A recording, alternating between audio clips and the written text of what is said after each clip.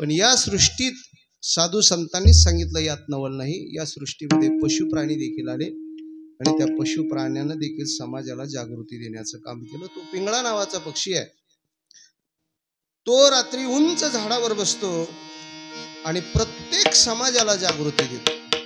उंच झाडावर बसल्याच्या नंतर तो पिंगळा म्हणत असतो, वरच्या आळीच्या लोकाला सावध करतो, खालच्या आळीच्या लोकाला सावध करतो, मधल्या आळीच्या लोकाला सावध करतो। हरी पिंगळा माद्वारी बोलत देखा पिंगळा माद्वारी बोली बोलत देखा पिंगळा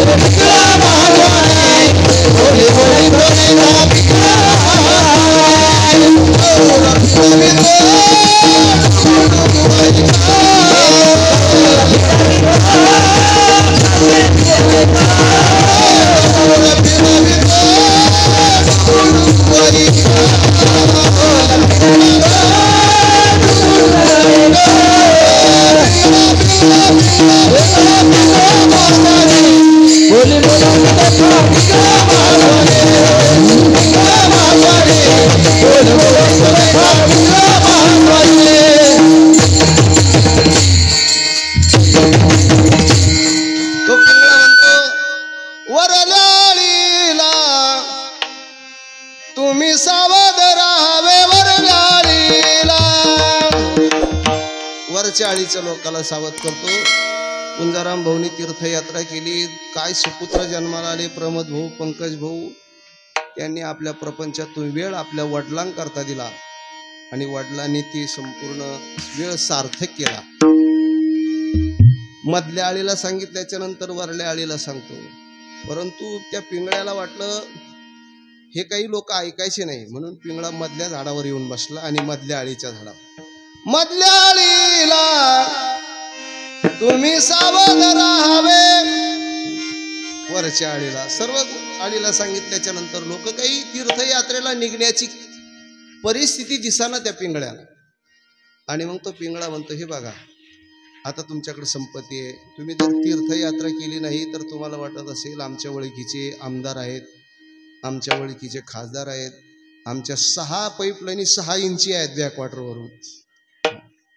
मग तो पिंगळा म्हणतो, मग तेथे न चले काही, ही सर्व इथं राहणार आहे, संघ बरोबर तुमच्या फक्त आमच्या पुंजाराम भाऊनी जशी तीर्थयात्रा केली तर तेच येणार।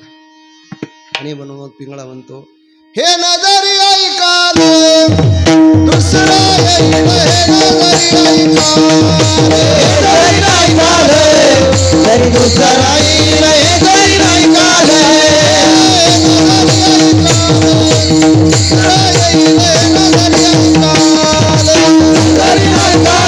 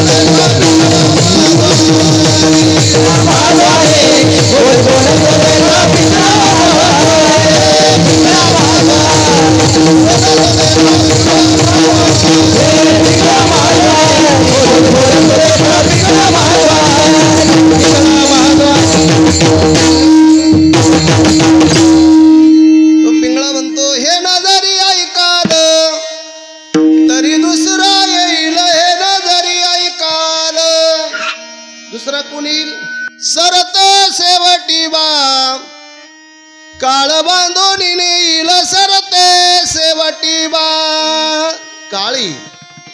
आणि एकदा की काळाने फासा टाकला रे टाकला, मग आपल्याला कोणी सोडू शकत नाही, मग तेथे न चले काही।